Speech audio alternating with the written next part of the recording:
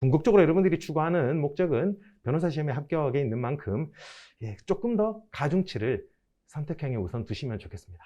그래서 헌법 같은 경우에 어떤 과목별 특성이 있느냐, 물론 법학이라는 것에 대해서 어느 정도 이제는 익숙하시겠지만 그 중에서도 헌법, 그리고 앞서도 말씀드렸다시피 선택형과 관련해서 드리고 싶은 말씀이, 이게 헌법 같은 경우가 한없이 어려운 과목이 될 수도 있고요, 어떤 분들한테는 안전빵으로 점수를 확보하는 그런 과목이 될 수도 있습니다. 단적으로 제 법대 후배들을 보더라도 지금은 법원에서 부장판사하는 놈인데요, 그 놈이 옛날에 사법시험 볼 때에도 헌법을 단 한 번도 75점을 넘긴 적이 없었습니다. 그 놈은 자기는 헌법 객관식이 한없이 어렵답니다.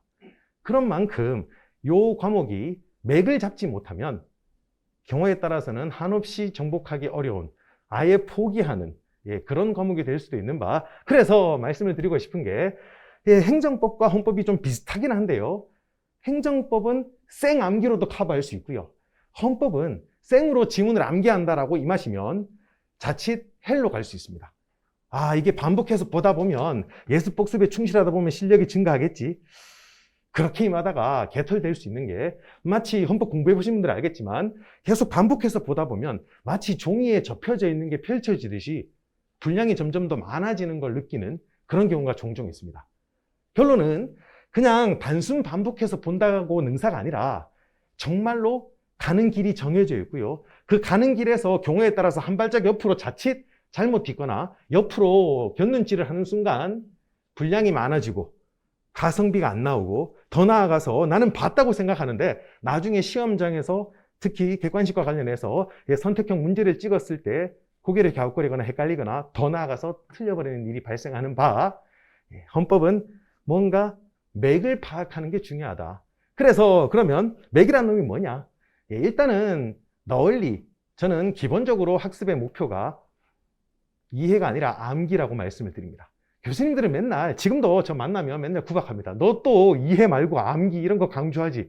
네, 일단은 저는 이해와 암기에 대해서 구분한다는 생각 자체가 좀 불만이고요, 도대체 그 이해라는 놈이 뭔데? 그것도 의문이고요, 그게 필연적으로 불가분적으로 붙어 있는 거지 별도로 분리해서 논의할 수 있다는 것 자체가 좀 회의적인데요. 어쨌든 굳이 일도 양단으로 택하자면 암기를 하시는, 그리고 저는 이 지문이 왜 중요하고 왜 정답으로 나오는지를 말씀을 드릴 거고요, 여러분들은 제가 이따가도 강조드리겠지만 그 중요한 지문들을 암기를 하고 그걸 스토리로 깨는 게 이해라고 저 개인적으로 믿습니다. 그래서 암기를 일단 해야 된다라는 생각으로 임하시고, 그건 뭐 다들 아시겠죠. 어차피 암기해야지 나중에 답안지도 때려 받을 수 있으니까. 다만 암기를 할 때 어떻게 해야 되느냐, 제 개인적으로 이름을 붙인 그냥 권위 전혀 없는 그러한 명칭인데요, 왜 우리 객관식, 즉 선택형이라는 것이 OX를 판단하는 게 가장 중요한데, OX라는 게 마치 유재석 씨가 쇼프로에서 문제 내서 틀리면 물에 빠뜨리고 이런 게 아니라는 겁니다. 그래서 경우에 따라서 오지선다를 기본으로 했을 때 그 보기 5개가 첫 번째, 절대 동등한 가치를 가진 것이 아닙니다. 경우에 따라서는 20년 동안, 물론 변호사 시험은 이제 10여 년밖에 안 되었지만 이때까지 수십 년 동안 헌법이라는 과목이 문제에 출제되었을 때 이놈은 절대로 정답으로 나올 수 없는 그런 지문이 있는가 하면, 반대로 이놈은 나올 때마다 정답으로 출제되는 확률이 겁나 높은 이른바 정답 지문이라는 놈이 정해져 있습니다. 그러면 여러분들은 보기 지문 5개가 동일하다라는 생각으로 임하시는 게 아니라, 나온 김에 제가 제일 먼저 하지 말라라고 말씀드리는 것 중에 하나가, 초심자 내지는 어느 정도 실력이 닦이지 않았는데 판례집만 드립다 본다거나, 판례집 보는 건 그나마 괜찮습니다. OX집 보는 거, 이거 쥐약될 수 있습니다. 왜냐하면 앞서 말씀드렸다시피 보기 5개가 동일한 게 아닌데 OX 지문집 보면 어떤 일이 생기느냐, 보다 보면 나 반복해서 봤는데 이거 모르겠네, 별표하고 표시하겠죠. 근데 다시 봐도 또 모릅니다. 모를 수밖에. 그건 10년, 20년 만에 한번 나올 똥 말똥한 거고, 나올 때마다 정답으로 안 나오니까 그만큼 난해한 거고 이상한 거고 암기가 잘 안 되는 겁니다. 그럼 그딴 지문들을 계속 암기하고 있다가 정말 중요한 거 암기를 소홀히 하면 공부한 거에 비해서 점수가 안 나올 수밖에 없는 겁니다. 따라서 첫 번째, 적기는 좀 쪽팔리지만 정답 지문이라는 놈을 암기하자. 그래서 편의상 제가 이름 붙이기를 정답 지문 그리고 기타 지문으로 구분을 합니다. 그냥 편의상 들러리 지문이라고도 말씀을 드릴 건데요. 그러면 여러분들이 우선 해야 되는 건 이 정답 지문으로 나올 만한 놈들 선택형에서 무조건 암기해야 됩니다. 그래서 요 놈들을 암기하다 보면 사실상 근데 이게 상당수가 왜 정답 지문으로 출제되느냐? 아니, 사례형에서 쓰라고 하는 그런 지문들이 정답으로 나오는 경우도 부지기수고요. 이건 최근에 출제가 잘 안 되고 있는데요. 예전에 국가배상 같은 경우는 헌법행정법 02 시험 범위에 포함되죠. 요 근래는 좀 출제가 뜸한데 왜 여러분들 국가배상과 관련해서 공무원 개인에게 책임을 물을 수 있을까? 라는 거. 뭐 물론 다 공부를 하시니까 알고 계시겠죠. 자기 책임설, 대위 책임설, 그리고 판례는 공무원에게 개인에게 고의 또는 중과실이 있는 경우에는 그 개인에게 책임을 물을 수 있다. 뭐 이딴 식으로 보통 다 스토리를 아실 겁니다. 근데 그 스토리를 전개할 때 반드시 써야 되는 한 문장. 헌법 제29조의 단서 보면 공무원 자신의 책임을 면제되지 아니한다라고 규정하고 있습니다. 근데 그 규정의 의미가 공무원의 개인의 책임의 범위까지 규정한 것은 아니다. 이런 거 과거 사법시험 공무원 시험에서 맞는 지문 정답 지문으로도 많이 나온 이유는 지금은 그 정도로 격하게 채점하진 않지만 옛날에는 이거 한 줄 안 적으면 점수 한 10점씩 날려버렸던 적도 있었습니다.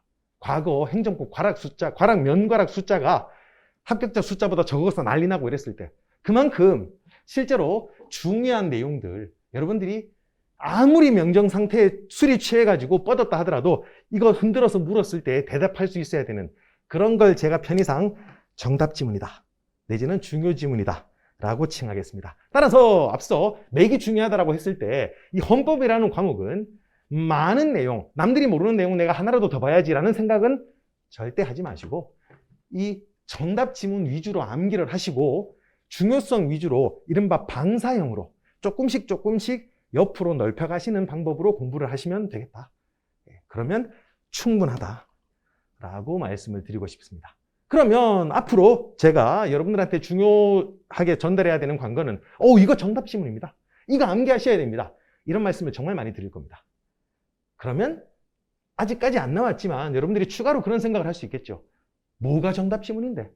근데 헌법에 있어서만큼은 정답 지문이 너무 명료하죠. 여러분들 선택형 보실 때 이미 익숙하시겠지만 우선 헌재 판례가 상당 부분 출제의 비중을 차지하고 있는 바 판례의 결론, 합헌인지 위헌인지 이거 절대 이해의 대상 아닙니다. 헌법재판관들끼리도 나름의 견해 대립이 있는데 우리가 감히 주어진 자료를 가지고 합헌인지 위헌인지 판단하겠다? 천만의 말씀이죠. 헌재의 결론, 즉 합헌인지 위헌인지는 무조건 암기의 대상이고요. 이거 일일이 다 구분해서 파악을 해서 암기하겠다? 죽습니다, 그러다가. 그렇기 때문에 결론적으로 위헌인 판례는 이유 막론하고 나올 때마다 무조건 암기하겠다. 그리고 내가 모르는 판례는 다 합헌이다.